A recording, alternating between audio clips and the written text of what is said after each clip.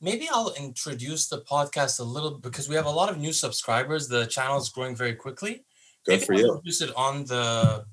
No, I'll tell you now. So basically, this channel is not a bodybuilding channel. It's a channel mostly about improving one's life, mostly reflecting my own experiences in my life. Things like trying to improve my brain function, deal with nerve damage, finding happiness, things like that. But I come from a background personally of powerlifting and competitive arm wrestling. Oh, wow. So I come from that perspective. And then Nick has now joined me. Nick has made a major transformation. I'm sure you've seen in his life. Absolutely. It's Yeah. incredible.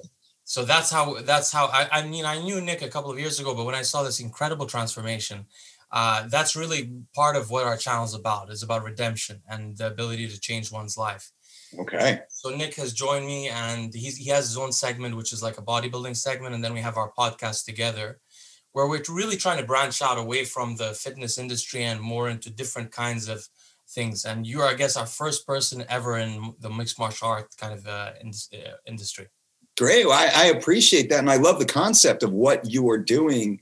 And I think that this work, because we're all in the peripheral fitness world, right? We each have our background in fitness, but I think we understand that that's just one part of who we are as humans, as people. And there's so many other layers to this.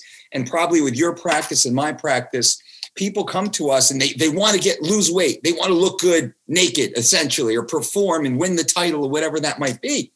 But their life is a mess. Every other aspect of their life is a mess. And we take the approach of, you can't assume to be successful in one realm and be a failure in all the other realms. So we have to get everything in order so that they can excel in that other area, sports or abs or whatever that other little goal might be. Because long-term, I don't care if you win a UFC title. That's nice. That'd be great for you. But that's 5 years out of 100 that you are a competitive athlete, let's say. What about the other 95 years? So that's much of what we do, my practice, my job as a coach. I really focus on maybe the other 95 years. And that, I think, makes those 5 years more valuable.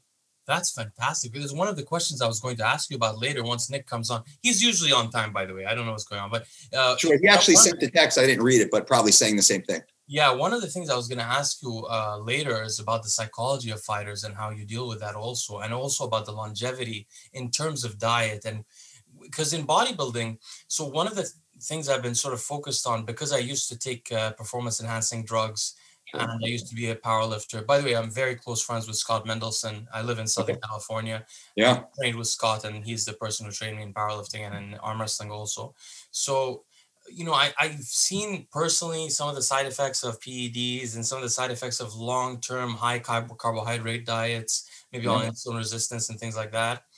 And so I was curious to see if fighters had a similar experience because they have such a high cardiovascular output. Yes. I didn't know if they're really experiencing the same kind of effects from at least diet, let's say. I think it's hard to say long-term because the sport is relatively young. So if we say just mixed martial artists, well, we don't know yet because MMA here in the United States, I think 1993 was really the advent of the UFC. That's 27 years ago. So that's, you get a 20-year-old who's competing back then, a 30-year-old. Well, they're still relatively young men at this stage of life. But I think if we look at combat athletes, we can look to maybe wrestlers. So amateur wrestlers, which would be, collegiate wrestlers, Greco-Roman freestyle. What I can say is as a wrestling, having a background in wrestling and working with wrestlers for a long period of my life, I see a disordered relationship with food because of the massive fluctuations in body weight. That is part of that culture. It's so ingrained in the culture. So what I see more is a psychological issue with regards to food and also identity. And then how does that manifest on the physical realm? Well, insulin resistance, arterial sclerosis, a wide variety of genetic prefactors, I think, are then turned on as a result of this horrific relationship with food, to use that phrase again. I mean, these athletes, weight class oriented athletes, I'll go a little broader. It's very common for them to gain and lose 15 to 20% of their body mass in the course of a competitive season.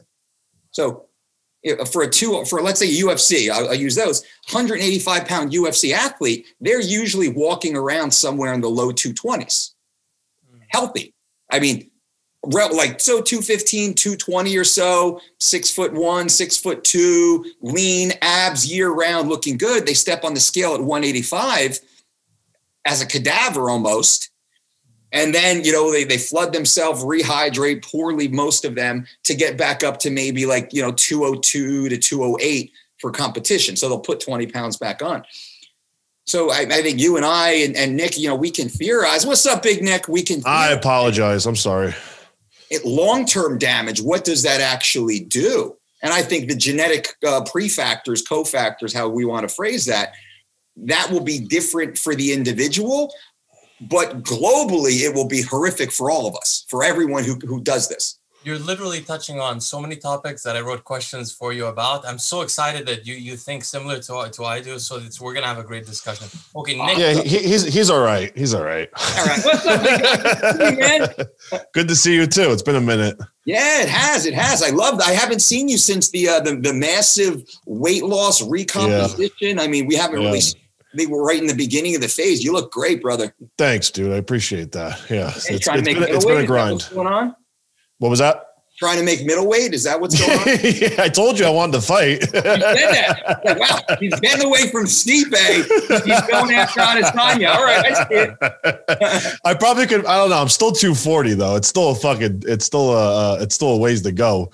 But I'm sure you could get me. I could lose 40 pounds instantly. That's literally exactly what we were talking about, right there. Is that weight cuts? 40 pound weight swing, most competitive athletes, MMA athletes. Yeah, he's a lot of experience there. So before we backtrack and go into your life story briefly, let's continue on that train of thought, because it was quite interesting. Is what you're seeing a lot of like binge eating kind of symptoms in people who long-term do that? Like they'll go and cheat. They have a sort of distorted relationship with food where it's either, healthy, and then suddenly they just go binging sometimes. We see that in bodybuilding a lot as well. It's very, very similar. I mean, mixed martial artists, combat athletes, and bodybuilders are so similar. And I think that's why I get along with them so well. And I never, put on the trunks per se, but I'm very aligned with the bodybuilding world because the psychology of those athletes, man, it's so extreme. Mixed martial artists, wrestlers. I mean, as a wrestler, you suffer. Every day is suffering. Every practice is suffering. In high school, I'm awake at, you're awake at 5 a.m. You're going for a 5-mile run with plastics on, spitting into a cup before chemistry class. This is at 15, 16, 17-year-old kids, right? This is the way, that's the culture. Eating a can of tuna fish with some mustard on top, and then like Jolly Ranchers spitting on the bus to go weigh in. So that's bred into the culture of these athletes. Bodybuilders are no different. Yeah. You'll do whatever you have to do to achieve that stated goal. Basketball players, baseball, golf, they don't suffer like that. Right? We have all the same skill requirements that are necessary, all the field training that we need to do to become masters of the craft. But then when we go home, the job is not done. That's where the job really begins. Yeah. So I think from a psychological perspective, bodybuilders, combat athletes, there's very similar. There's the kinship there. But also the level of disordered eating, to your question, is horrific. It's systemic. It's culturally, put forward by the generations before. This is what we always did. You get the 60-year-old wrestling coach, the 40-year-old, the 20-year-old teaching the 5, the 10, the 15-year-olds. And that's the way this cycle continues. And I've been at all levels to see just how bad it is. It's very difficult. How we all know, us in this room right now, and then all your great viewers kind of watching and eavesdropping on this conversation.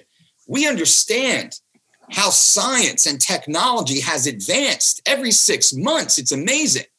In the world of weight cutting, though, combat sports, even bodybuilding, they're doing the same stuff they were doing 30, 40, 50 years ago or more. Same stuff. Technology has advanced dramatically. Diagnostic testing is advanced. Our understanding is advanced. The access to food and nutrients, ingredients, whatever that might be, is advanced.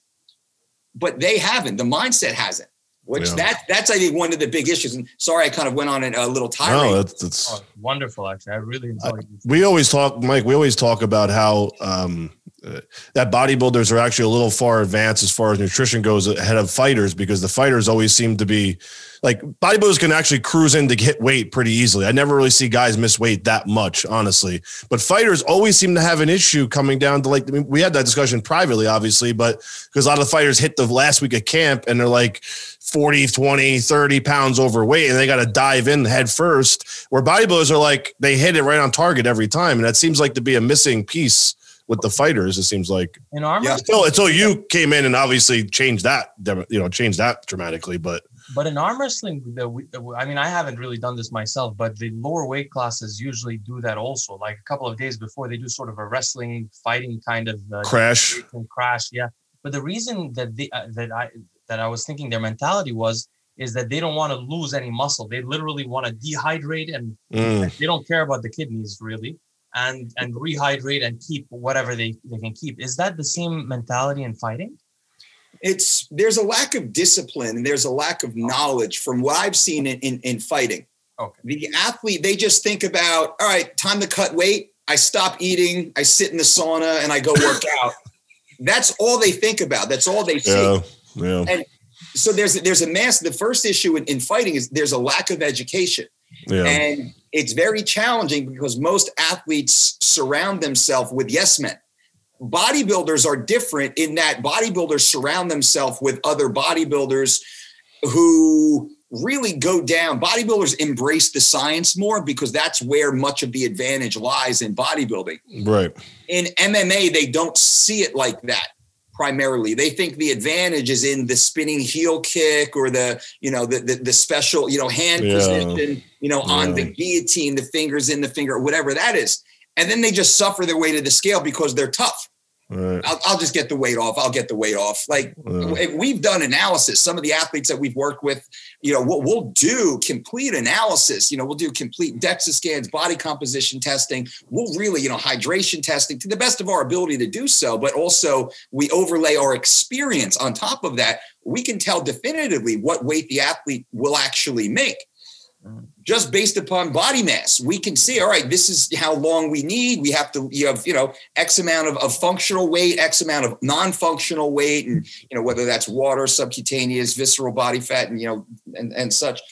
How we manipulate that matters. And you can do that. Now, we can take a 20-pound weight cut and we can turn that into the easiest 4 days of your life. But most athletes take a 20-pound weight cut and it sends them to the hospital and they get pulled from the cart because they don't embrace the science. And my original point was this: technology and science has advanced to such a degree that we know how to do this stuff rather easily. Yeah. Like we really do. Yeah. But they don't embrace that science. They just bro it out. They jump right over. They go from eating, Chipotle with a wrap to, they do the Chipotle salad without the tortilla. That's how they do it. Is this at the upper levels as well? That's at the highest level. Even to this day, there's fight cards. Almost every single fight week, there's usually at least one athlete, usually multiple athletes that miss weight. Every fight card. Now, in the UFC, these are the greatest athletes in the sport on the planet. This is the NBA, the NFL. There's some other organizations. They might have one or two great guys. Yep. The UFC is the top. Regardless of what they get paid, that is the genetic lottery up there. These athletes miss weight every single time. Could you imagine if that happened in the NBA, the NFL? It doesn't happen. No, it won't. It won't happen. It won't happen. It does here all the time. And it's an education issue. Yeah. Okay, before we continue, because this is such a fascinating discussion, we'll get a little bit of a backstory of you. I know you grew up in New Jersey. I know that you went to high school with Nick's sister. I wanted to know, are you of Italian descent? Your name is Dolce. You have Italian descent, New Jersey guy. Did you have a two-parent household? Did you have siblings? A little bit of background? You can hear me all right still? Yeah. Yeah. Okay, great. I've just put the earbuds in, or AirPods in.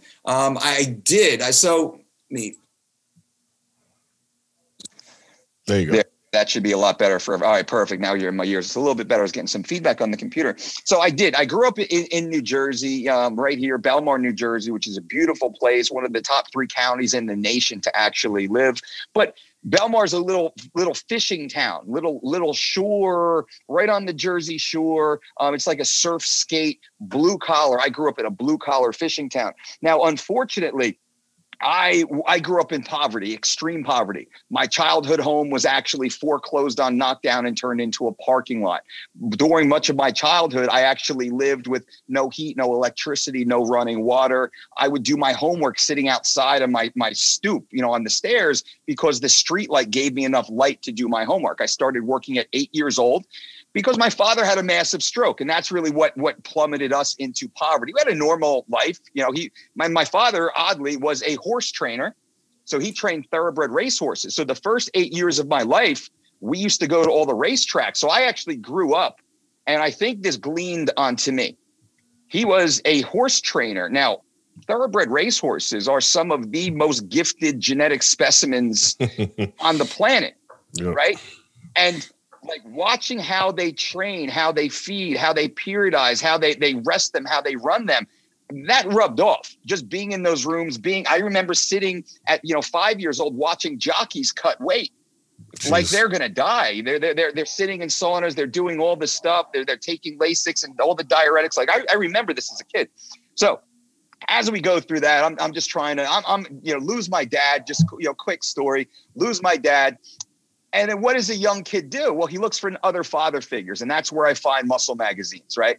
Arnold Schwarzenegger, Jean-Claude Van Damme, Sylvester Stallone, like all the stuff. So every Muscle and Fitness, every Flex magazine, Muscular Development, Muscle Media 2000, like all of those, everyone, even like the sumo, like pseudo, like homoerotic ones with the dude with his Daisy Dukes open. But it's like, I'm a kid. I don't get just like, right. Yeah. So, and you guys are probably very similar. That's how I kind of rolled. Now I started working at 8 years old as a dock rat on these charter fishing boats right here, cleaning the boats. So 2-3 hours I clean the boat. They give me $2. Monday through Friday, I'd make $10, 8, 9, 10, 11 years old. And I do it twice on the weekends, half day and full day charters. So I'm making like $20 a week, 8, 9, 10, 11 years old. All of a sudden I got this money falling out of my pocket, but my house is falling apart, behind me. This kind of created, I think, an intensity and work ethic that I still have to this day. And now I believe I'm rather successful with regards to my own goals, but I always feel like my lights are about to get shut off. Like I have that in my heart. And I found wrestling to be my way out. I needed an education. Wrestling was my way in. I was too short to be a basketball player. I wasn't, skilled enough to be a soccer player, but I could whip some ass on the wrestling mat. Who knew, right? Without any training. My team sucked. Horrible team. I went to a Catholic school. My team was terrible. So the only way I was actually going to be successful as a wrestler is that if I was stronger, faster, in better shape than anyone else, and I could control that. My wrestling coaches, I was beating them by the time I was a sophomore. I was able to, take down and pin the grown men in my room. So what more can they teach me? Great guys. They were father figures in a way, great guys. So this is before the internet. And I would ride my bike to the library. I would sit in the library, like, don't have a lot of friends coming over because, I'm embarrassed about the way I live, where I live. So I really poured myself into the books. I was like one of those nerd athletes, right? I was a straight A student. I was an honors math, honors science student. I never had to study even think about it. And I was always like working too. That's like I was working at a bakery. I was like filling like bakery trucks like before school started. I was working on the boats and doing all this other stuff. And the whole fitness thing, man, I was in. Since I saw that first magazine with Arnold on the cover, this is a cliche story, I was in. All I wanted to do was be that, take me away to that zone. For a little while, I wanted to maybe I wanted to be a bodybuilder. Then I see a picture of Flex Wheeler. I was like, yeah, God damn it. Waist is too wide. You know what I mean? Hey, not me, right? Yeah. But Nick remembers I was fucking strong. Yeah, you're an ox. Your powerlifting was unbelievable. Yeah. So then I could train with all these great guys like Nick or like Rich Gaspari, Matt Duvall, Jason, like all those big name dudes who they have their own backstories, and I'm not morally aligned with some of them. Some are great guys, but New Jersey this is a fucking hardcore blue collar place. Sorry, there's no bullshit here. And I would get phone calls from guys like in a 3-state radius because they need 700 pound squatters to train with them. You were squatting 700 pounds in high school? 600 pounds in high school. Wow. I was a wrestler trying to make Mike's neck was like this in high school. I've seen his neck. I was going to ask if he still has apnea. That's nothing, dude. His neck was wider than his head at one point. I used to have a 22-inch neck also. Yeah, it was messed up. It was messed Crazy, up. Right? I thought it would be good for fighting, but actually I couldn't sleep. Horrible. Yeah, I get that. You mentioned, before we continue, you mentioned a couple of interesting things about horse racing. Recently in New York, I think you guys closed down, there was a federal indictment. They closed down a major horse track, and they've arrested like 10 or so horse trainers. In New York, New Jersey. New York, I think, or New Jersey. One of them. Have you guys heard of this? Recently? No, I have to look. Huge federal indictment. Doping? Yeah, I don't know. Yeah, for doping, exactly. Yeah, so horses have all of the similar things. I mean, there's the jockeys with the diets, and there's the doping with the horses. And they had good bodybuilding drugs. You had like a perfect So you had a perfect environment to learn from the beginning. It's very interesting. And I think a lot of where I am now is you look back. So you could say luck of the draw. You just kind of go backwards. You piece the breadcrumbs together. I had this exposure, right, that it just affected me in that way that I was drawn to it. Losing my dad, looking for, father figure. I found that in strength training, big chip on my shoulder, trying to prove myself, to really work hard and excel, just like this, the whole concept of, I think, where I am now, but in many ways from the longevity side. I'm the sports performance dude. I work with all these world champion athletes and Olympians, and that's all cool and nice and whatnot. But that's not my passion. My passion is helping people live a better, healthier life. I just use this kind of the sex appeal of sport to grow a business, to get as my Trojan horse, to get into people's minds, to have influence over them. And now I look back as a grown man where I sit in my Freudian chair, and I'm just trying to save that same 8-year-old boy from all the pain and the trauma of losing his old man.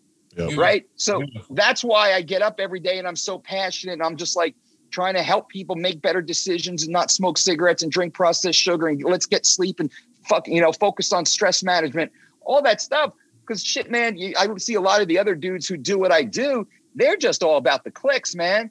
They just want to post the selfie. They want to be up at the fucking club with the pro athlete or the actors. They just want to live that lifestyle.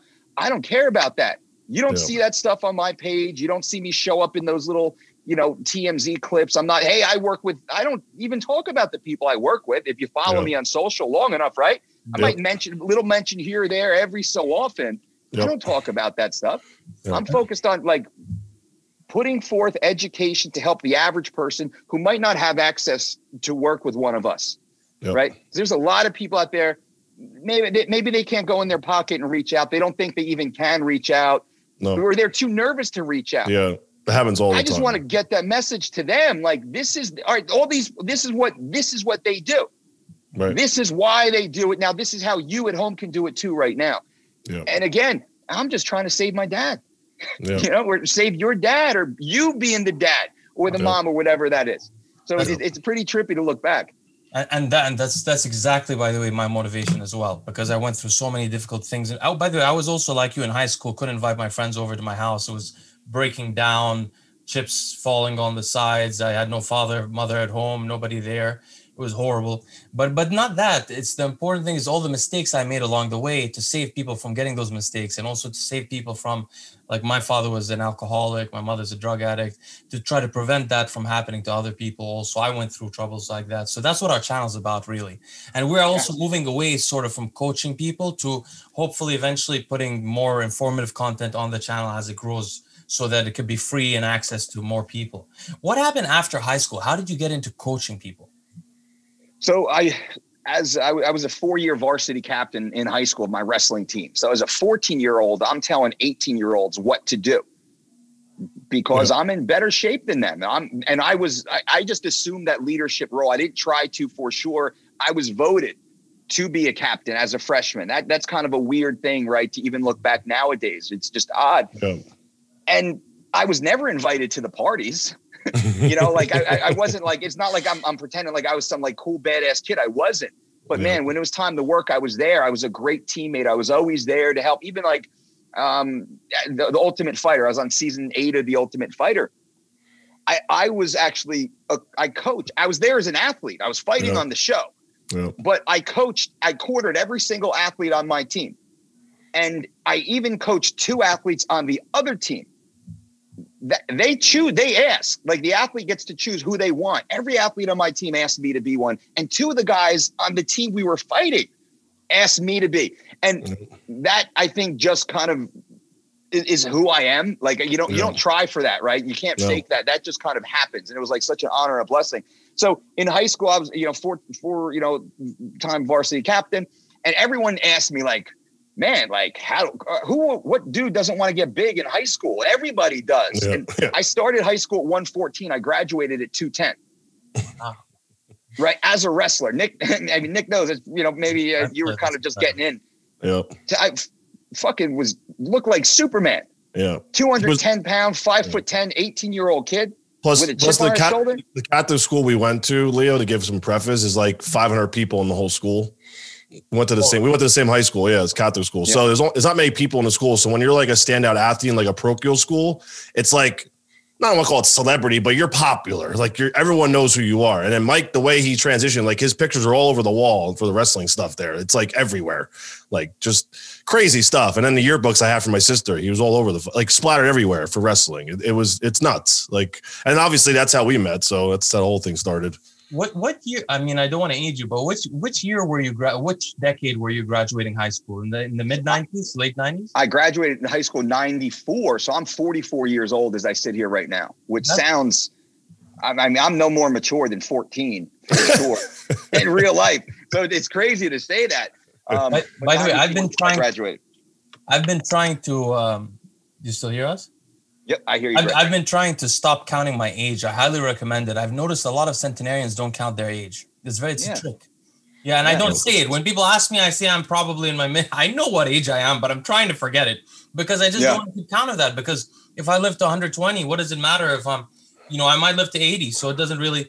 Yeah. Well, one thing I was going to ask you is fascinating. We were talking before Nick got on, which is how mixed martial arts came to be in the early 90s. See, when I grew up, I was obsessed with martial arts. I used to read all the Shaolin Kung Fu books. I used to go to Shaolin Kung Fu classes. I used to do a Taekwondo with the high kicks, which I don't know how useful they are, actually, but the rest of Taekwondo, the katas, turned out to be not that useful, the katas especially. I did karate. I did all of these things. And then I was bullied in school because I'm half American and half Arab. And I was growing up in Dubai sometimes, and I was bullied to be an American. People didn't like Americans back then. There was the Iraq War in the early 90s. So I was bullied. And when I was fighting, my kicks were very good. I mean, I broke one guy's forearm once, the bones in the forearm from a low kick. But the kata stuff was useless. I mean, this punching with reversing your arm, I was like, what is this stuff? So this is useless. And the praying mantis style, what am I going to do with this? And the drunken style, what am I going to do with this? So what I did was I said, this is all BS. And I just threw it out. But I didn't know that the UFC was starting. And so I totally missed out on this beautiful thing that happened in the early UFC when the actual martial artists came and we figured out, or not we, but you guys figured out what really worked. And now it's sort of become an efficient thing. So 2 things I noticed happen in the UFC, and I'm not very into the UFC. I mean, I don't know that much, but I want to ask you to teach us, is number 1, they found out which martial arts styles worked. And to my impression, it was striking, like kickboxing, stuff like that, wrestling, and Brazilian Jiu-Jitsu. And the second thing that happened was the first fighters were like brawlers, and then it became like an athletic sport. Is this sort of accurate, the way my impression of it? Absolutely, it was in the very beginning. It was single skill, the wrestler, and that was the concept of UFC. If we took the greatest boxer versus the greatest wrestler, who would win? What a great spectacle! And then that happened. And then the boxers were like, well, I better figure out how to stop that takedown. And the wrestlers were like, I need to figure out how to keep my hands up and throw a punch or two.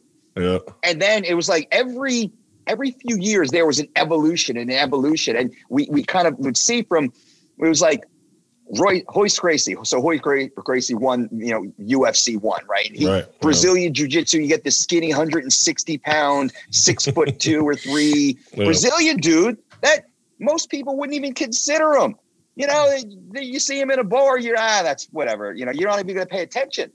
Now, of course, we know the skinny dude will choke you the fuck out. You stay away from that flying armbar in the middle of the bar. And they're crazy enough to do it.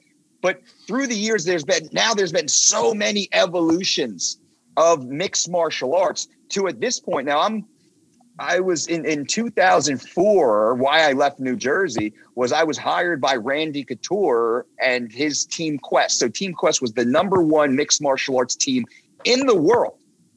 We could have an argument with Pat Militich's Militich Fighting Systems out of Davenport, Ohio, but Randy Couture had the UFC world title, I think light heavyweight and heavyweight. Dan Henderson had the Pride welterweight world title. Matt Lindland, Greco-Roman silver medal, and considered to be the pound-for-pound greatest 85-pound. Evan Tanner won the UFC middleweight title. That's when they hired me to be their head strength coach. So this is back in 04 or so. And I got there right before the Ultimate Fighter 1 TV show came out. That hadn't even happened yet. So I was able to get there really in the very beginning. Now, I was working with Team Renzo Gracie here locally in New Jersey, some of their athletes for, 4 years or so prior specifically, and then some of the jiu-jitsu players from the late 90s forward, because I had the wrestling and wrestlers and jiu-jitsu. We get on the mat together, open mat. And so I was, again, lucky, fortunate to be a part of it, born at the time I was, to really be a part of the evolution from when it was really very single sport minded into multidisciplinary, and then now into mixed martial arts is its own skill set. Now, I coach kids now. So back in 04, 05, I started a kids program. Those 5, 8, 10-year-old kids are killers now because all they've ever known is MMA. Wow. They were taught the technique of closing distance. Really, it's free range, then kick range, then hand range, then elbow and knee range, to clinch range, to body control, to take down, like reversals, like ground and pound, submissions, defenses. Like they learned every single phase of that from a child. So that's so ingrained in their DNA now. Damn. 20 years from now, what will that do? Because now when the kid I taught 20 years ago, when he's then teaching kids, because I was a single discipline athlete, I was a boxer or a wrestler who just was super strong and I could knock people out. I wasn't a great boxer, but I had a lot of knockouts in my career as a result of that. Now you get these kids. I always say, like, you look at George St. Pierre. George St. Pierre was so early for his time and represents what true martial arts is. Yeah. Mixed martial arts is. That's the guy that, but for George St. Pierre right now, there's thousands, tens of thousands of kids that are as skilled. There's only one George, like there's only one Gretzky or Jordan, but he's not so unique anymore. It's evolved dramatically through a natural process of elimination, where things that don't work got out, and then the sport became its own sport.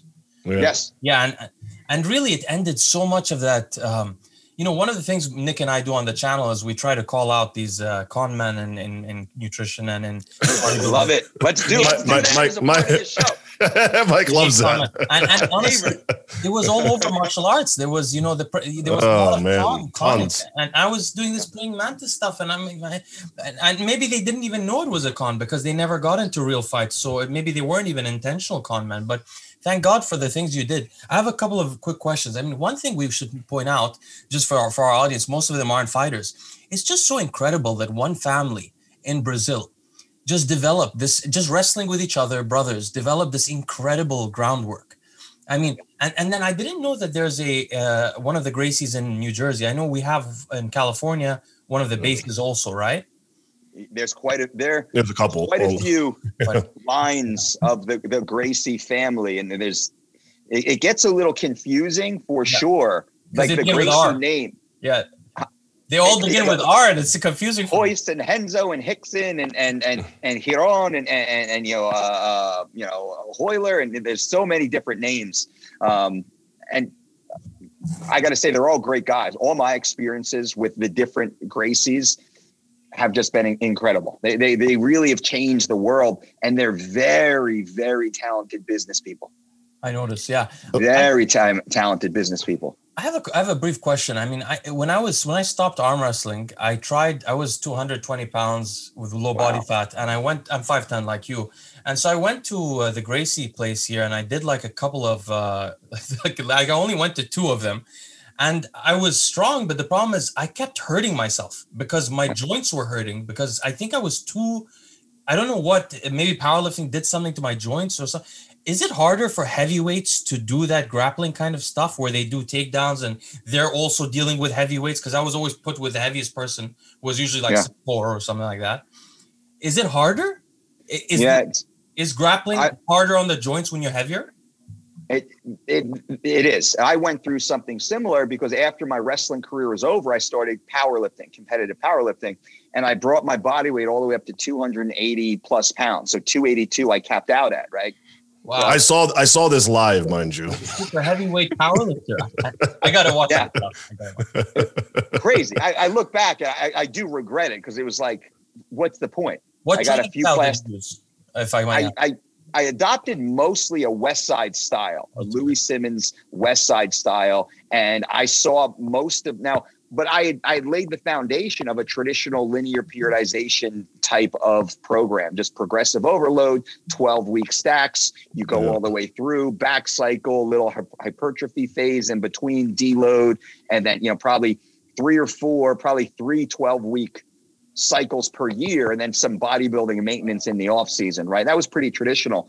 And I did that for years. And then when I found the West Side style, the conjugate system, and the focus of undulating periodization, but also always hitting PR. And that's what always stuck with me about Louie stuff.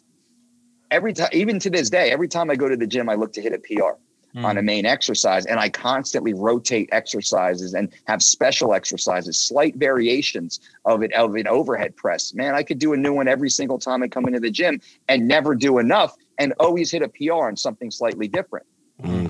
Now at this stage, I have the wisdom to do this in a manner that actually doesn't cause injury. And I use this style of training to not get injured, where, I mean, if I'm just doing an overhead barbell press, eventually I'm going to get hurt. But if I change that, where I use a bamboo bar, I attach bands to a traditional barbell and dangle the plates below it. I use chains, or, I'm using kettlebells or single arm dumbbells, or however that goes. Now, I don't do the Paul check stand on a stability ball press over the head type of stuff. I think that falls into that. It's a little dangerous. That McDojo life. That's like the drunkard's man style, right? That's a little crazy. That's a little crazy. But it was an adherence to basics. Get really good at the basics. Go ahead. I'm sorry, Leo. No, but back to the grappling. You're saying the same thing happened to you when you started grappling at that higher weight. What was going on? I tore all the ligaments in my elbows. I mean, for the first 3 years of when I got out of powerlifting, I wanted to start wrestling again. Where's a 22, 24, 25-year-old go to wrestle when you're not in school anymore? There's nowhere, right? I would go to wrestling clubs. I would work out with the college kids and stuff still, coach a little bit. But then I stumbled into a local Henzo Gracie jiu-jitsu school. And it was a satellite school taught by Ray Martin, who was 65 years old or so. Just a sweet man, a lot of knowledge. Couldn't go live with him. And like you, Leo, I was the biggest dude there. So what do? They pair me up with all the pro fighters. Like, I had a wrestling background and I was strong, but I didn't know what I was doing. And that's what, I used to like talk smack about CrossFit. Because CrossFit, it's like, man, my mom walks into CrossFit, she's doing like overheads. Yeah. Well, I walked into an MMA school and they had me spar day one. Yes. And like, oh my God, kind of be like, you have to be honest and self-aware. Well, no, shame on me. Now that's my sport, right? So shame on us. How dare I blast CrossFit without also blasting MMA, there should be scaling to this. Now, eventually I was able to spar, and I was a paid sparring partner for lots of world champions, high level athletes. I was never that good to get to that level, but I was a great training partner for a lot of these guys and girls even down the road in my career. So I earned my way to be up there. It took me like 5-10 years to get there. But I think, and it was like, using the scientific analytic mind, why am my elbow, like both elbows, I get caught in armbar, ping. Yes. Because we train everything to be so tight. Yeah. Like that's where power comes from. We want shortened muscles to create force, right? Yeah. In MMA, you can't have that. Yeah. Everything has flexibility, mobility is everything, because I have to get in and work myself around to get out of these positions. And if it's tight, ping, it's going to fray. Yeah, it's done. So I had to go through about 3, and it was, my knees, my LCLs, my MCLs. Thank God my ACLs are still good. Thank God. But both my elbows, both my knees, ACLs or LCLs, PCLs, MCL, my knees, neck. I mean, that's from probably more wrestling than anything, constant neck issues. But to your point, if you try and power stuff in MMA, you get hurt. Yeah, that's you're getting hurt. Yeah. I was fluid. No, go ahead, Leo. Go ahead, Nick. Oh, I was just going to say, I remember when you downsized from 280 when you first went to Vegas that year, and I think you were still pursuing fighting then, right? That was that time? I was fighting just to cover my bills. I was a coach, but there's no money as a strength coach in MMA in 04, 05, right? Nothing. When I met you, you were doing tax assessing though with Matt, right? I was a municipal tax assessor, right? Which is valuing real estate for purposes of taxation. I was finance, It's like a math background. Yeah. It's the way our minds work, right? We're like, love it. I love that side of it. I just didn't like the politics. And then you were a power lifter at nighttime, though. That was like your powerlifting time, right? If I remember. At night. Right. Yep. Yeah, you come to the gym. I'd see Mike at the gym. He powerlifted. This guy, Matt Clark, who was a powerlifter at the time. He was like the head tax assessor at Monmouth County or whatever, right? That was his job, Matt? He was like, whatever. He was the head tax administrator. I think he still is, actually. Very powerful. Yeah, he's still there. He's still there, man. He's still crazy. Probably ready to retire now, right? I would imagine. I thought he was older then, but I guess not. I guess he was. It's crazy. He was 50 years old when he was 20. Right. Like he was like that type of guy, right? He was like always like giving me the lectures in the car. And I remember though, I don't know if I ever told you a story, but how much negative energy was going around the gym when you wanted to leave them. And that was I remember that being a very hard point for you, not sure what you wanted to do, because you were walking away from a great job, right? You were financially stable. I'm not sure if you're with your wife yet or not, or what your position was, your marital marriage, but you had like everything you needed here in Jersey, and you're about to walk away for MMA, which then 2004 was like non-existent, really. Like it really wasn't popular like it was now. If you walked away now, everyone's like, oh, go ahead. But back then you got so much flack for that. I remember everyone's like, oh, Mike's so stupid. What is he doing?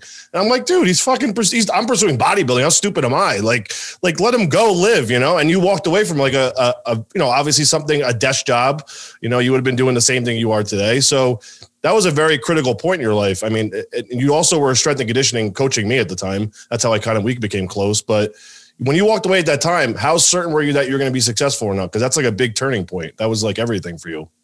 Yeah, Nick, that's a great question. And thanks for the opportunity to share that. So at that point, you kind of mentioned my backstory, growing up in poverty, like no food like on the table. Like that was the life, right? Living in my car in high school and trying to like pretend to be a normal kid. And then I get to the point 10 or so years later where I'm a municipal tax assessor, and Matt gave me like the reference to get a job, but I had a career on job sites building houses as a kid. Right. Started as a laborer, dragging rock and rubble and digging holes, then figuring out how to frame and going up. So I started as an inspector for an assessor's office. Right. That gave me the ability to pursue all the education I needed to get certified. I became the youngest certified tax assessor in the state in my early mid-20s. Right. I passed the test that has a 17% pass rate first time. Yeah, I passed it my crazy. first time. One of the hardest tests.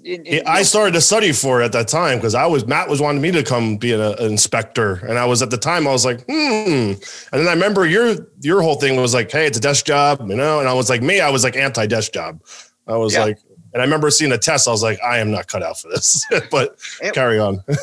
So like I do that and I get the job, and then I got the job. I work my way up, and now I work my way up in my mid-late 20s. I have a 6-figure career, and I'm 6 months away from lifetime tenure. Yeah. Like because That's of crazy. politics, they give assessors tenure, so then they can't be influenced by politicians. Right. They can't say, we're going to fire you if you don't do this. That's kind of what the tenure clause is really for. I'm 6 months away from tenure. That's assured for me. And I'm still working, like Nick said, as a part-time strength coach, which is my passion. At this point now, I'm taking the train. I'm getting out of work at 5 o'clock. I'm going across the street to the train station. I'm taking a 2-hour train ride to Penn Station, New York City.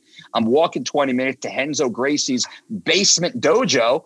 And I'm getting the shit kicked out of me for 2 hours. As a white belt in jiu-jitsu, still probably 250 at this point, just getting beat up. And I'm a big, strong guy. So, of course, the black belts want to roll with me. They want to fight you. And that was a beautiful thing, because as an aside, black belts will beat the hell out of you and teach you at the same time.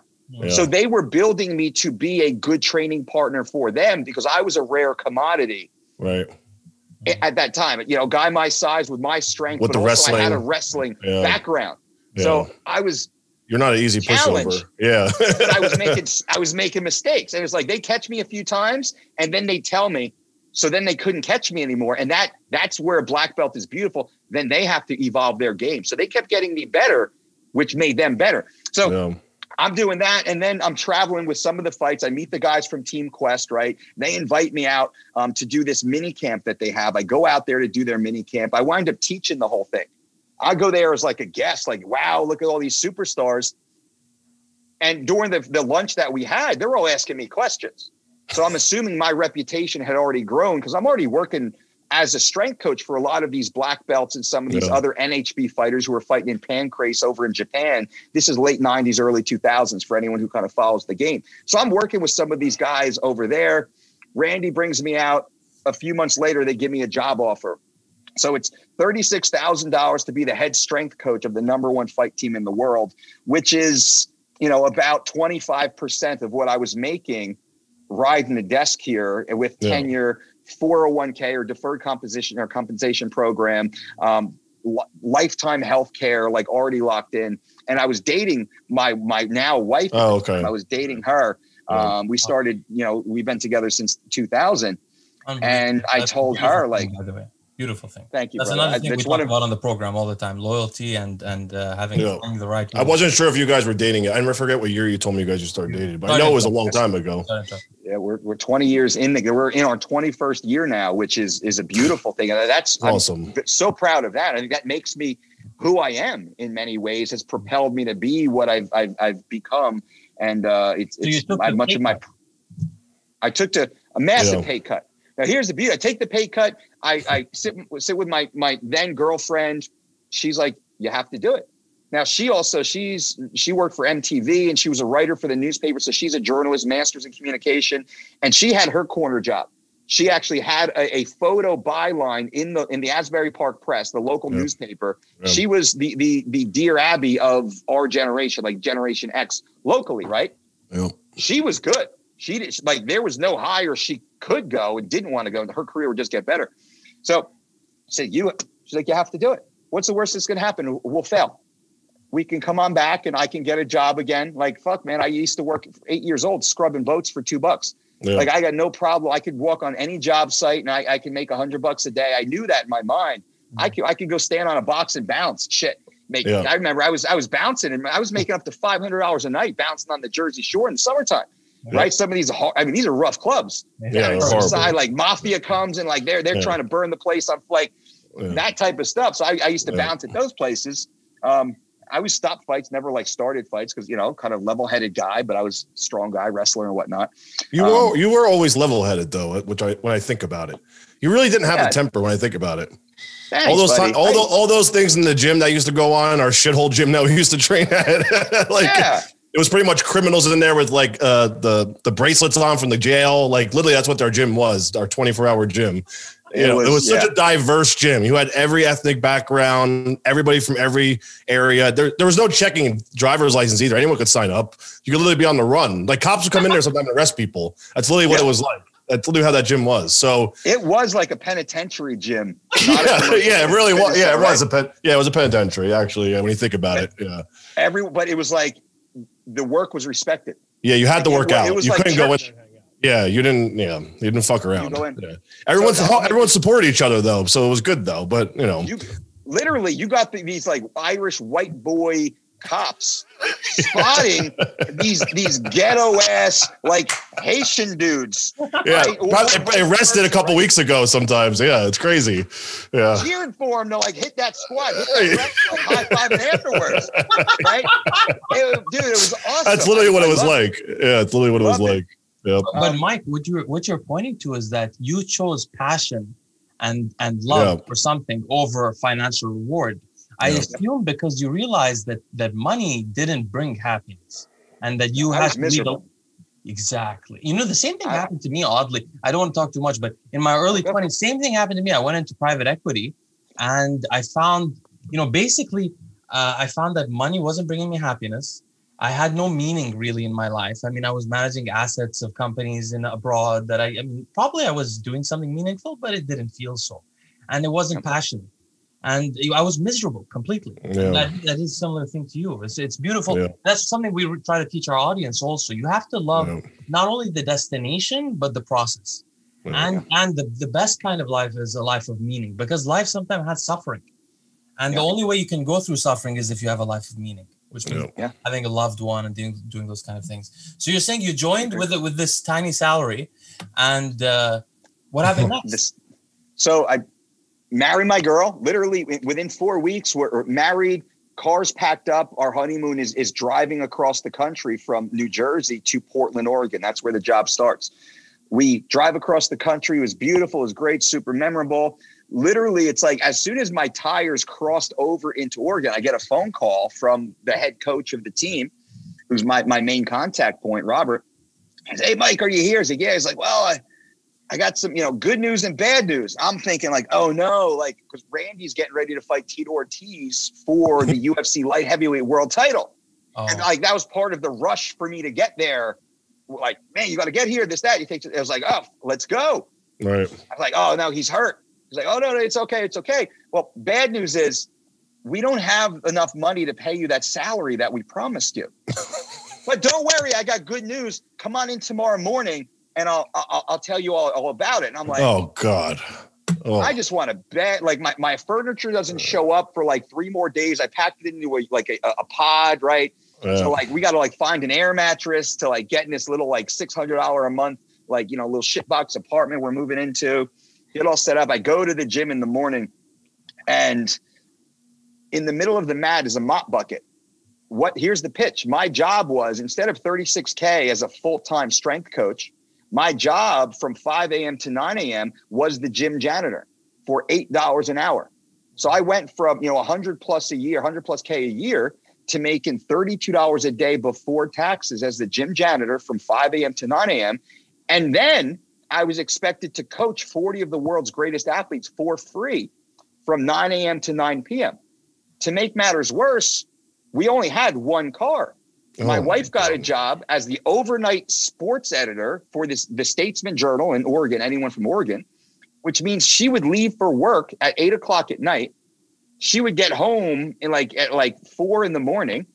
Okay. She would take the car. I would get home. I bought a bike. I would ride my bike uphill. This is the best part of the story. It was a 6-mile bike ride, and it would be uphill both ways because there was a hill. I had to go all the way up this hill, then all the way down in freezing cold, icy Gresham, Oregon, to get to the gym at 4:15 in the morning. And she'd come home at 4. I'd see her, give her a hug, and then I'm on the fucking bike, out of there because she's got to leave later on, with the fucking car. I'm a gentleman, trying to be. She's got the car, I got this fucking bike. I'm like, oh, it'd be good for my legs, idiot. Right? So get the gym. It's fucking crazy, man. Now this gym was disgusting, guys. This is 2005. This gym is a pole barn. It's just this big steel shed with dirty ass, staph infection, ringworm everywhere, dirty toilets, dip, spit on the floor. I clean this thing, work all day, coach the athletes, take class, go to fight training, like take it, like all the stuff. And then at 9 o'clock at night, I ride the bike uphill again. So it's uphill to get there, uphill to fucking get home. Yeah, more power to you. Like, I would have just slept 9, there. 10 o'clock at night. It was, bro, it was disgusting, right? That was. So that's kind of like how my story started. And then in time, I built a business inside of there where I actually became the general manager of the facility. I created systems and procedures. I put them in place. I made the gym actually profitable. I built their online business. I brought a 401k program and a healthcare program into the gym, dramatically increased revenues and process, build myself a job, right? So I needed healthcare. I needed a wage. So I created this. The only way I could do this is if I showed them just, exponential financial growth while building my own business, working with the athletes. I'm working for free. And finally it got to the point that it's time to start charging. Yeah. $20 a session, like, $50 a session, like starts to build it up over the course of a few years. And that's really why I was fighting. I was fighting because I could make $500 to fight in some strip club against just fucking some dude. Because that's more money than I was making all month cleaning the mats at the gym. Yeah. My rent's $600. Like I remember I bought in 2006, I bought a 1992 Buick Regal for $1,200 from one of my personal training clients, Jameson Hensley, who worked at the Kia dealership. I remember this so perfectly. This is back in 06, right? I drove that 92 Buick Regal from 06 to 2012. Why does that matter? Because in 2012, I bought my home for cash. I bought myself a Land Rover. I bought my wife a Tahoe. Wow. All for cash. I think I remember the Regal at the gym. Beautiful. Yeah. Was it beige or gold? It was white with neon red plush interior. It was awesome. Like, bro, I know what interior you're talking about. It's that red velour looking stuff. Yes. The best velvet, to smoke weed in. Like, it was comfortable as hell though. It's a bench seat in the front. You just like yeah. No, it's a beautiful story. I mean, you seem to have had work ethic from your early childhood because of your need to depend on yourself. But a message to the audience, though, when you live for meaning and passion, you can do that. You can do that by crime. You can. And when you have love in your life, you can do that as well. Now, my question is, you started as a strength coach. We have to backtrack for a second because we were talking about Westside Barbell, and I wanted to ask you, you were talking about the improvements that science has brought to training, and I wanted to know, a lot of the powerlifters are using Westside Barbell's original training methods from the 80s. Has there been much improvement in terms of the science of powerlifting other than the conjugate training method and undulating undulating, what do they call it? Pyramidation? Periodization. Periodization, exactly. And then also like, basically that stuff. And I also have a separate question later about the bands and chains that you mentioned. Sure. Well, I think when I got into the Westside stuff, they were so focused on assisted powerlifting, wearing the multiply canvas gear. I never competed in more in a single polyester suit and maybe some deadlift briefs. So much of my training was inspired by what the Westside guys were doing, but it wasn't that assisted lifting. It was just uncomfortable. It would tear my skin. Just didn't make sense. And in New Jersey was still very much a single ply poly state, let's say. What they were doing in Westside, that was a whole nother world, right? They were like the monsters of the game. And then 10 years later, the game caught up to them and everybody was trying to do what Westside was. Yeah. But I think kind of really learning more about Louie, I was fascinated with Louie. More than anything, and Louie's brain and like every interview that I could find back in the early 2000s, late 90s, early 2000s, right? This is old school, like AOL dial-up days. I'm making phone calls to the gym. I'm getting guys like Dave Tate and Jim Wendler on the phone and just being fucking annoying because I'm a kid at that time, picking their brain like locally here. Guys like Joe McAuliffe. Nick, you might remember Joe. I remember Joe. multi-time world champion bench presser, like 500 plus pounds at like. He was my coach after you. Oh, which makes great sense. I just reconnected with him here back in Jersey again. Oh, wow. Shit. Do you still have his place? He does in holy shit. Like the Ocean Eatontown area. Yeah, Tin Falls. Yeah, Tin Falls. Yeah. It's over in that industrial area. It's a nice place. Yep. Yeah. He's crushing it. So I kind of went through that journey, and then I blended, me personally, I blended a lot of like, Ed Cohn, all of his Excel spreadsheets were online, easy to find, like how Ed trained and how he peaked, and really the conversations he had. Now, Ed was like, he's the GOAT. I don't think there's a better power lifter than Ed Cohn, but also I think Louie's science was greater than Ed's. And I kind of found like a hybrid system that worked well for me, but also I had a lot of athletes, guys like Nick, for the time that we trained together. I was working with a lot of field athletes also. West Side doesn't lend itself particularly well in totality to field athletes, nor does Cohn's kind of more like straight line linear block periodization program. But there's great elements to that could then be applied to field athletes, as I say, whether it's the court or the field or even the wrestling mat. You could then apply that. And what I started doing because I was hired as a strength coach, as you said, and that's how I defined myself. I still do in many ways as a strength coach, but I had that wrestling background. So I knew the energy system demands. I knew the confines of sport that were necessary to excel that you cannot get from barbell. So I was able to blend a lot of more gymnastic movements, body weight style conditioning movements, weighted resistance, banded resistance, as you were saying, unconventional sandbags, buddies. Like in the wrestling room, it's, man, you throw a buddy over your shoulder, you're doing walking lunges until the coach blows the whistle. That could be an hour. Yeah. Literally, I remember in wrestling, we had to stay in a wrestling stance for 45 fucking minutes. Oh my fucking with God. motion. Anybody stops, anybody stands up, anybody touches the ground, whistle blows, start over. The clock starts again at 45 minutes. Fucking dude, it's fucking. I don't think they could do that nowadays with the PC culture, right? Yeah, it'd be a child abuse. Child abuse. Kids would drop. Like we'd see some kids wouldn't go to school the next day because they couldn't get out of fucking bed. Yeah. Right. That was just the real of it. So I think the ability to kind of take the known science that was always being adapted and enhanced and evolved. And I think Louie did that for his time for 20-year run or more. Probably better than anyone. I think Louie Simmons is more responsible for many of the changes that we all employ now, whether he gets credit or not, because he has, like, Louie is a Gracie in that world. Like, he's the Elio Gracie of modern strength training in many ways. And I would put him up above, like, even, like Poliquin gets a lot of credit and such, which he was great in his own way. But I think Louie really does get a lot of that credit that he might not even realize how far his branches reach. I think he does realize though, but the great thing, he does realize. But the great thing, to give an example, you mentioned the Gracie for bodybuilders. I know this is a weird example because Dan Duchesne is thought of as a PED guy, but Dan Duchesne is the equivalent of Louie. There's been no improvement since Dan Duchesne came to bodybuilding. I mean, there's been very little, just a little bit of nutrition stuff.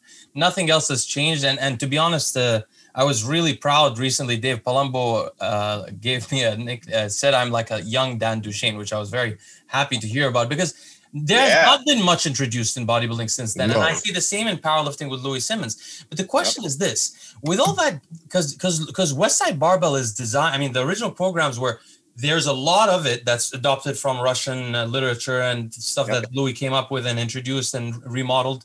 But there's also a lot focusing on, as you said, the suited, shirted lifting, which focuses on the end of the movement because you have a help with the beginning of the movement. Whereas in fighting, I don't know how it is in fighting, but I assume in some of those the other sports you're mentioning, you need explosiveness.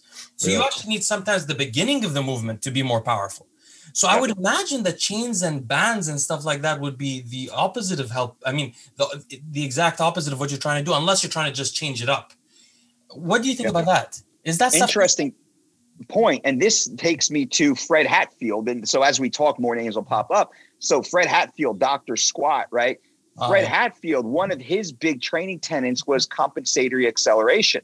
Now, once upon a time, I was a certified CPT under Fred's system. I held all the general certs over the years, and I don't keep any of those up anymore. But what stuck out about Fred was compensatory acceleration, which is no different from Louie's velocity and speed training protocols. Yes. And that stuck with me in that if I could deadlift 800 pounds, I want to apply 800 pounds of force to a 200, 300, 400 pound barbell. So that actually creates that type of velocity, that speed curve. Now we need to think about what limitations get in the way. Much of what I do when I work with an athlete, I think about imbalances first, right? Because a lot of the athletes I work with these are the genetics supreme. I mean, a guy like Nick, right? He's fucking Mr. USA. That's a genetic supreme right there. When you were training me, we were doing track and field strength and conditioning. So it was a lot of explosive. That's what I wanted to say. A lot of explosive work we used to do. Tons. That's all it was. Tons of explosive, lots of posterior chain, if you remember, right? Yeah, all posterior chain, balance, like you said. Balance. Posterior chain was the majority of it, though. Yeah, you're right. And it was all, so translating force from the floor through the core. Like that's kind of my philosophy in ways with skills athletes, field athletes and such. So it was a matter of having a healthy muscle from at all insertions, right? End to end, healthy muscle all the way across, right? So it can actually, stretch and contract properly. Then having a healthy muscle system, like the quad, the hamstring, everything kind of working together. Now it's through the joints, joint integrity, mobility, right? Can that force be expressed through that joint properly into the movement pattern, right? Kind of translate from the glutes through the hips to the quads, to the hamstrings, to the calf, to the tibialis, all the way through the flexion of the foot, right? So you kind of like starting to think chain. Now, here's the unfortunately, there's no template for this because every person who walks in the room is different. Exactly. Like I will get grandmothers who can do a perfect ass to grass squat. I will get Olympians who cannot. Yeah. That's counterintuitive. You don't think that. The Olympians train in such a way, they're so fixed in one movement pattern, they actually lose the ability to do other things. Like us, man. I got two kids, a 5-year-old and a 4-year-old at home. My kids, they can do a full split side to side, put their nose on the floor and just like laugh and giggle. Yeah. I used to do that too. We could all do that once upon a time. Yeah. We stopped doing that. So we stopped doing that. Yeah. Right. We lose that ability. So what we want to do is try to reclaim that. But again, with regards to sport, do I need, if I'm a bowler, I don't need to do that. Yeah. Right. Or whatever that sport may be. So it's then we get to be more specific. Now, off season.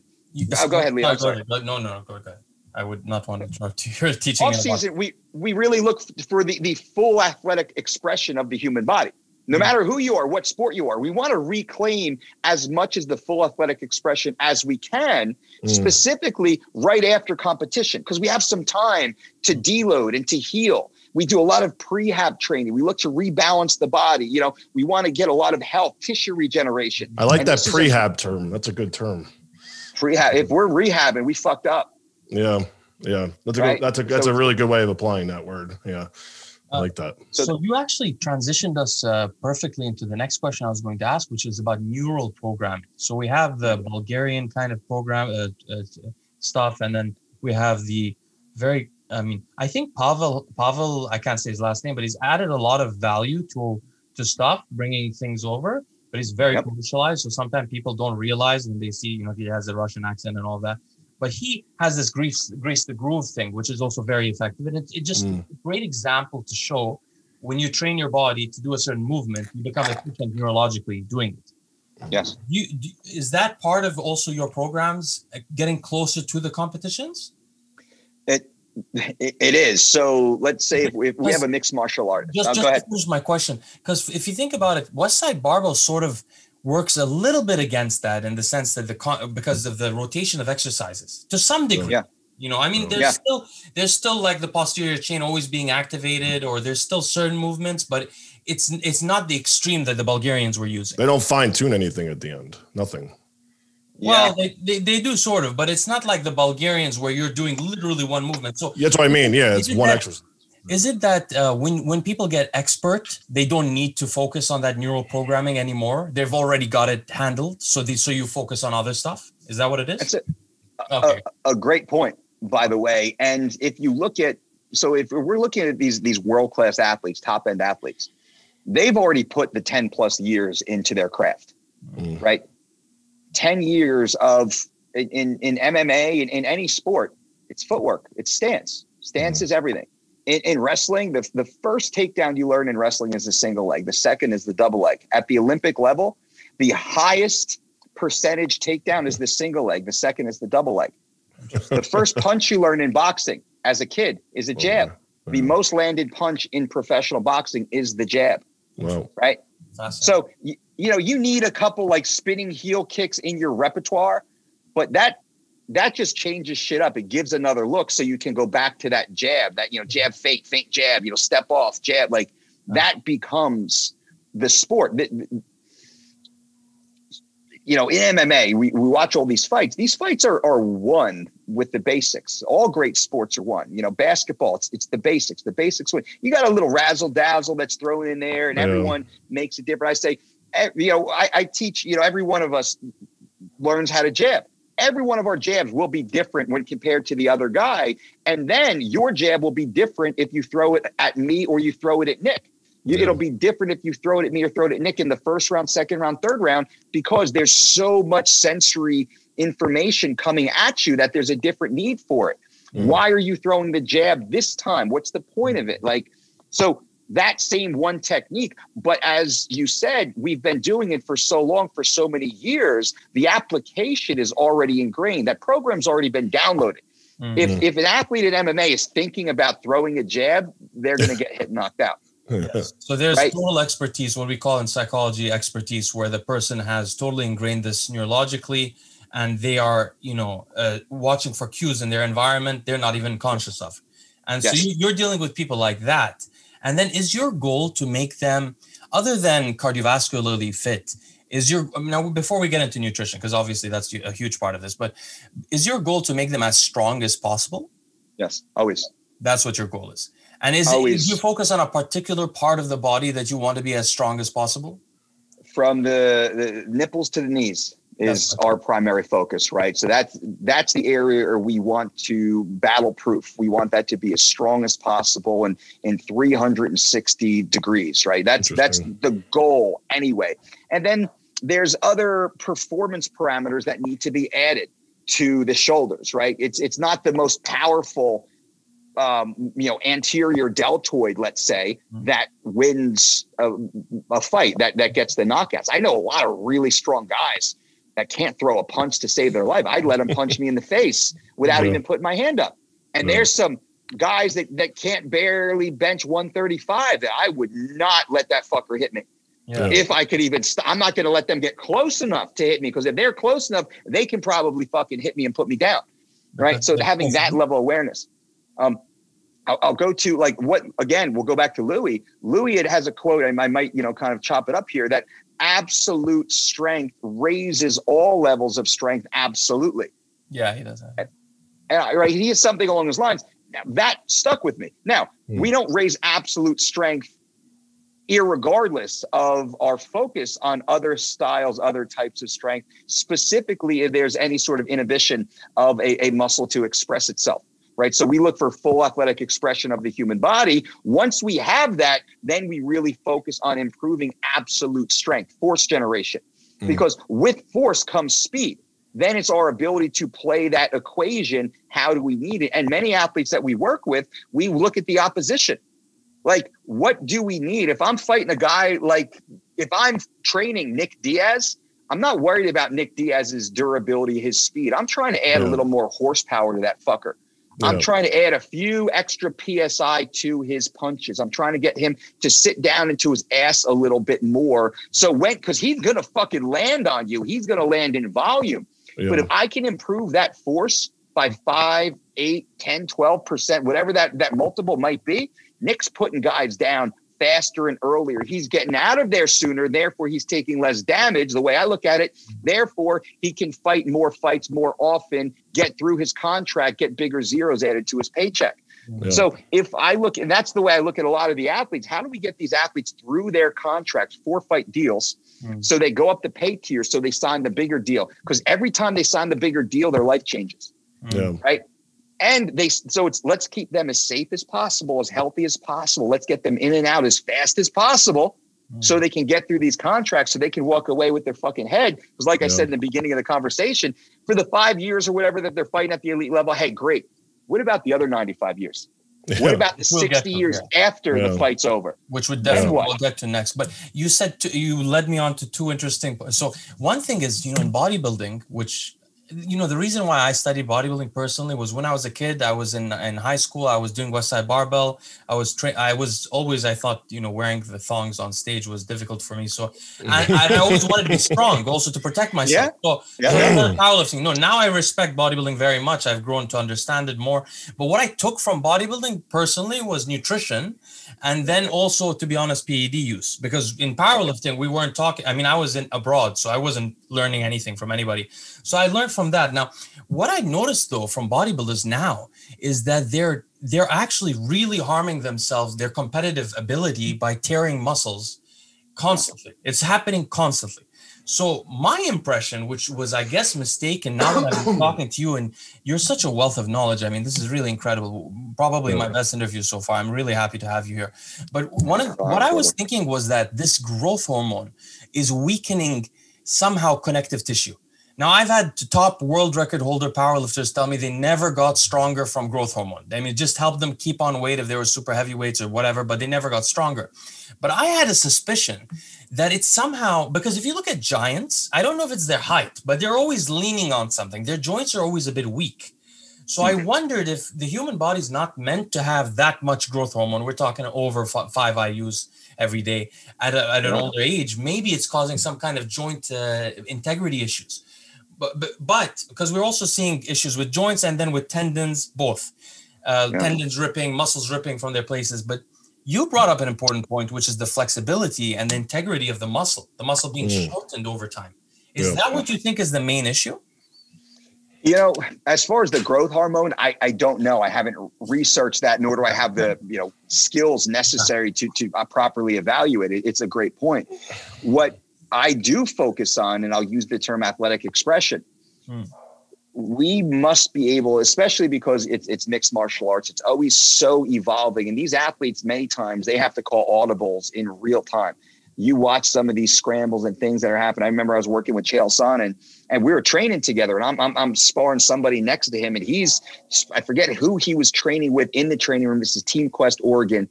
And Chael is sunk deep into a fucking guillotine. He's getting choked, and I'm looking at him like, oh shit, like Chael's about to go out in the fucking training room. Shit. This fucker literally runs up a wall, runs up the fucking wall, defies the laws of physics and gravity, runs up the fucking wall, does a backflip, gets himself out, and fucking puts this dude down.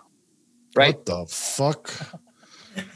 You want to so I say that just to illustrate full athletic expression.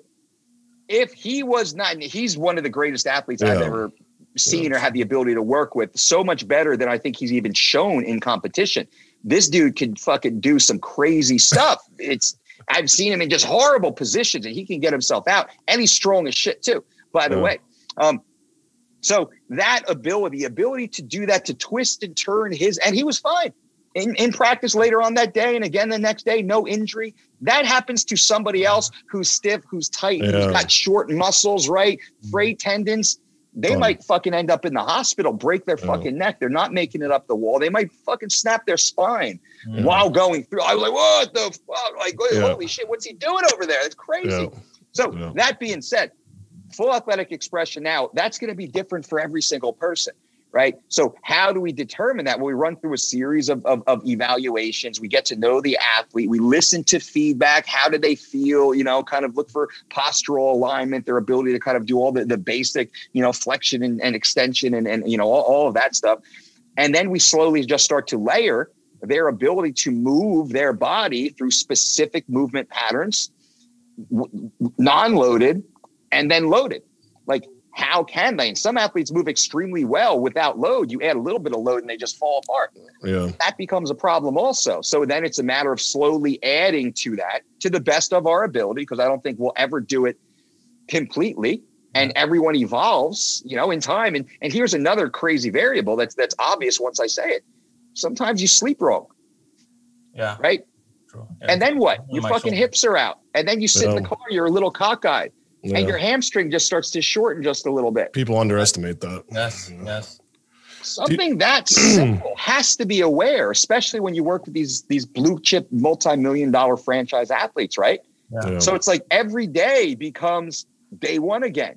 Run them through an eval. How's everything doing? I call it systems check. Let's run through the body before we step on the mat. Let's see how everything's doing. Let's get some feedback and slowly kind of, it's like step one, day one, all over again, run through the eval. Let's see. Okay. It's good. We can start to scale back up and start to load again.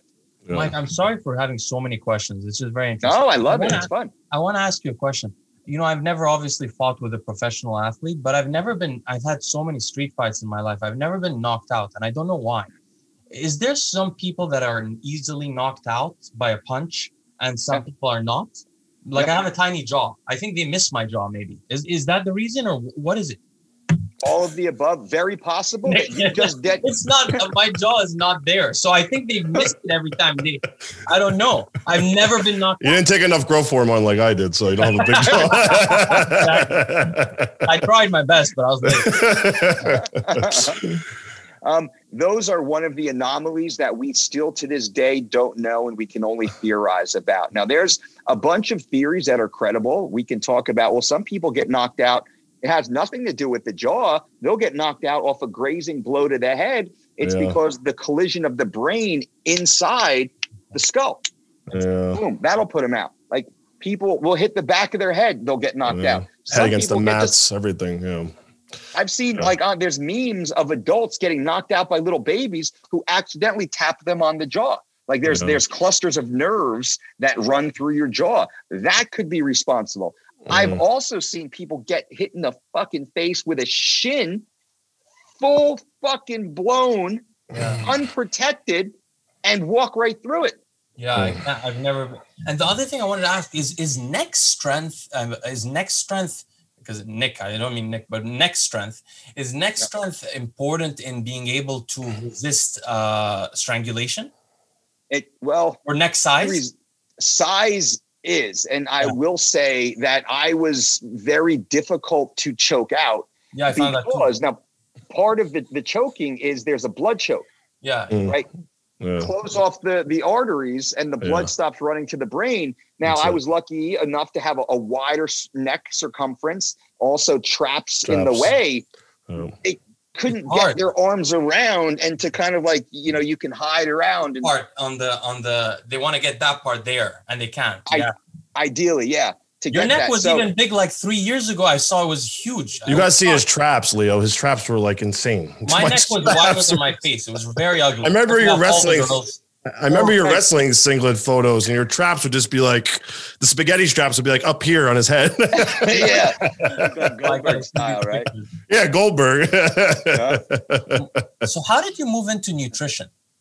I mean, giving the nutrition, being probably the most famous nutrition coach of these UFC fighters, I think. Well, the nutrition was a value add to the strength programs.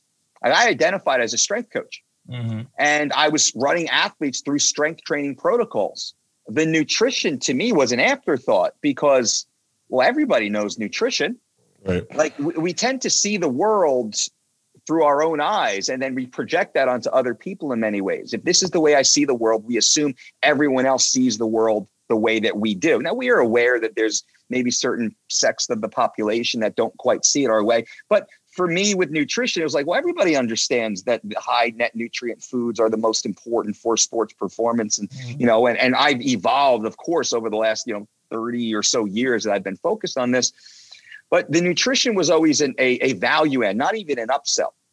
And then what I found is my athletes were dramatically overperforming their previous abilities.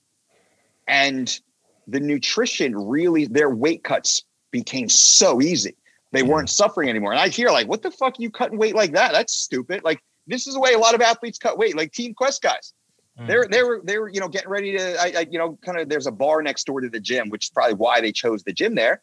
And after practice, they go to the gym, they get a, you know, bacon cheeseburger and fries and either a beer or a soda. And then it's like, oh, well, the fight's coming around. Then it'd be like, all right, well, I'll get the no bacon on the cheeseburger and no bun. Then it's just like the kind of like the cheeseburger, like the beef patty, the cheese, the tomato, and then no fries. And then they'd like cut out the beer last. And then it'd be like just like suffering, you know, on a salad for the last couple of days before.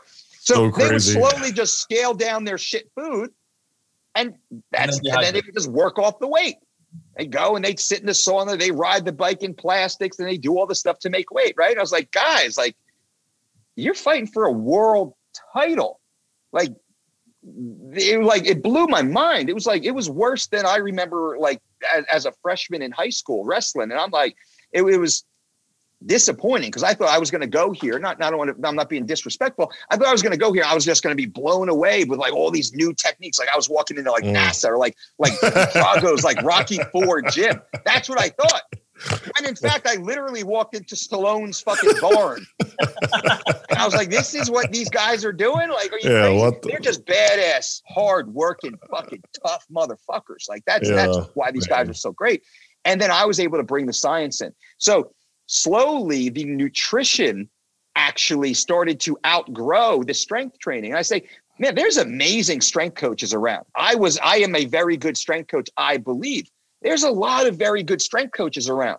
No. There are not a lot of great nutrition professionals. And I think that's where the business acumen of mine really started to take off. And I remember I was at a point in my career that, which way do I go? Now I was fighting, and I was a journeyman fighter. I, about a 50-50 record. I had knockouts. I, got beat and all this stuff. And I was making good money. Like I was an exciting fighter. I was the Ultimate Fighter. I had the fastest knockout in the IFL. I was getting offers to fight tough guys. Now I was being brought in to lose most of the time, right? Fighting the main event. I got a name. I'm exciting. Like I'll stand there. I'll fucking bang it away. I'll stop shots. I'm always in shape. I can always make weight. Like I'd fight anywhere between like fucking 205 and 170. Like, so I was getting, 3, 4, 5, 5-figure offers at that time. It's a lot of fucking money. I was making more money than some of the UFC guys were. Yeah. Right. And I was like, I just want to like, and I was getting caught in the ego. The ego bug was really like, no, I just wanted to I wanted to have like a certain record before I retired. I wanted to win a certain title before I retired. I wanted to get like a certain fight before I retired. And my business was growing and I was more and more and more in demand. Now, I never put the time into a training camp as I mandated my athletes would. So I never saw myself as a full-time fighter. And this is that the tension of opposites. I was getting pulled back and forth with my ego. And then I saw the ability of myself to build this nutrition brand, this Dolce diet brand, simply because of the amount of work that was coming in and the demand that I was getting and the raise in my fee that kept going up. Mm-hmm. I was trying to price myself out of the market so I didn't have to take this work so I can then go chase my ego, right? I could glorify, I could build a statue to myself in my own mind. And I realized that I can do my best work, not by serving my ego, but by serving my community. That there's athletes who need help, who are going to suffer and risk their lives, risk their health, risk their careers, because they're going to get bad information or do what they've always done. They're reaching out for someone to help. They respect me enough to reach out to me, to pay me what I felt were ridiculous wages at that time. Although now I was vastly underpriced. I know that to be true. And also as a man with a new bride who trusted me and believed in me, I must honor her and our future family by building a solid, safe, secure foundation for us to then grow. Now, we had no kids. We're years away, many years away from having kids at this point, probably, 8 years, 6 years or so or more away from having kids. And I knew I have to go all in on this nutrition. So that's really where, and the Dolce diet, I didn't even come up with it. That's what the athletes they're like, holy shit, like you look fucking great. You know, they do these interviews. Like I'm following this Dolce diet. Like this.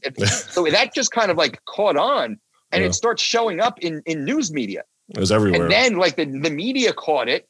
And if you kind of followed the sport back in like the, 08, 09, 2010, it exploded because I worked with Rampage Jackson fighting Rashad Evans. And I helped him drop 51 pounds in an 8-week training camp. Thiago Alves, who had missed weight versus John Fitch and just got destroyed, had missed weight multiple times, busted for diuretics, banned for a while. I revamped his career. I revamped Rampage's career, and I became fucking everywhere as the guy who got the problem children on weight. Now, I hold the record of the distinguishment, I should say, of being the only high-level coach, weight management coach in martial arts, mixed martial arts, to have a 100% success ratio. There's other great coaches out there, PhDs, registered dietitians, master's degrees, all sorts of great academic accolades who don't have my resume. And that, I think, matters. And it's a testament to our system and our experience, but mostly to our passion of helping. Like, we're here to help kind of like walk the journey with these athletes. I don't care about I tell the athletes, I don't care about you winning a world title or even the next fight. My job is to keep you healthy. Like, I will keep you healthy. So then you can go out and win a world title. My job, my vision is when you're 80 years old running on the beach with your great-great-grandchildren, you can tell them in your little hologram phone about the time when you were 32, you won the UFC world title and you defended it 5 times and you walked away with $15 million. That's my vision. My vision isn't the $15 million or the world title. My vision is you on the beach with the great-grandchildren decades from now. And that's the way I always kind of conducted my career. I know I kind of went a little long, but to give a little bit of context. And I've once I made that decision of glorify my ego or serve my community. Unbelievable. It's been, there's been no looking back. There's no regrets. And my God, I'm blessed every day. And from that decision, thank God, I was conscious enough to make that decision and to be self-aware. I was, in my late 20s at that point when I made that decision, and it was hard because I had to go through some, well, fuck, who am I? And like I could have been, I could have been a contender. I could have been a better fighter. I could have had a better record. I could have been on the TV and I could have all that bullshit, which means nothing. It really does mean nothing. No.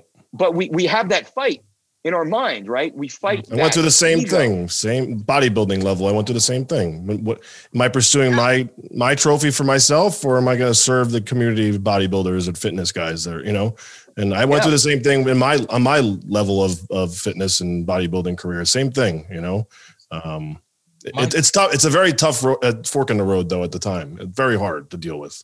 So very hard. Yeah. And I respect you. Yeah, I've never had to make that choice, but Nick and I always talk to our audience about this idea of we don't talk so much about ego. Ego is a very interesting concept as well, but we talk about service. Yeah. Because the serving, now you talked about 2 kinds of service. You talked about sacrifice for your family to make sure that you can be there for your family and that you can be a dependable resource for your wife and future children, but also being you looked at it this way: should I serve myself or serve others, also the community? Can I serve myself? Can I help the community better by being a better fighter, or can I do it by helping the best fighters? And you chose the other side, and I bet you're a very happy man. I bet you because when someone serves others, they live happy, they sleep good at night, and because human beings, I think, we're born to serve our communities. Yeah. And when you serve yourself only, it leads to misery. It leads to nothing. I remember just being on. This is just a small story real quick. I remember being on Mr. USA stage winning, and I'm like, why am I not happy? Because I was like, now I've accomplished everything I've been working 12 years for, and I'm standing there with the trophy now, and I'm like, where do I go? Because like now I'm this feeling left me and it's done. And now I'm literally, I felt that way on stage. I couldn't even, so this day, I still don't remember even like what happened because I was in my mind so much at the time of getting that trophy. I was like, what am I going to do? Like I was lost, like, because my ego now was like fulfilled. And I'm like, I'm the champion. And then I'm like, it's fucking over. It's done. No one cares now. So that did nothing for me. I think, like, obviously I wanted to accomplish it, but when I got there and realized, like, if I'm going to keep doing this is what I'm going to feel like. This is fucked. I'm never going to be happy. So that was my turning point. For the audience that doesn't know, Nick really does lead a life of service. I know Nick very well now, and he does. Thank you, Leo. Yeah, he really does, genuinely. And I think that's one of the reasons you're very happy these days. Yeah, that's what our audience should look at as well. Mike, it's been an hour and a half. Would you ever come back again? Because I have half my notes I haven't even asked you. Absolutely. Man, I think we should go out and get some food and hang out, fellas. Bring all the friends in the community, bring them with us. But yeah, anytime. I'm happy. This is such an awesome conversation. And I enjoy speaking. It's funny because you don't even think about a lot of these stories and these concepts until you start talking to great minds and good men. And this all starts to just kind of organically come up and come out. And hopefully there's value for, everyone who's here watching and listening so that they can understand that no matter where they are in their life, they're one simple decision away from changing everything. Yeah. One decision, one thought, one action from changing everything about your life like that. So nobody's trapped. We're not trapped where we are. We're not trapped, who we are. Like, I'm not that trapped little kid hiding in the house, like wondering if I'm going to eat, like boo-hoo, sad story, whatever that might be. That has nothing to do with that. That's not a defining characteristic of anyone. And I know that there's a lot of people watching right now who they have the great job and they fucking hate it. Yeah. They're in an unfulfilled relationship. They're totally focused on what other people think of them and their hair, their car, all the other facade, the fake stuff. But deep down, like Nick had said, it's not good. It's not true. It doesn't fulfill you. So then what? So it's like, all right, that's the point you want to get to. Now what? Yeah. Now what are we going to do with our lives? And guess what? You can do anything. Yeah. That's the beauty of this. So I'm enjoying this. I'm certainly happy. Don't hang up when we finish this. Yeah, we'll stop. Of course. Audience, thank you so much for joining us. And Mike, you've really honored us. It's really unbelievable. I can't imagine a conversation that I could have enjoyed.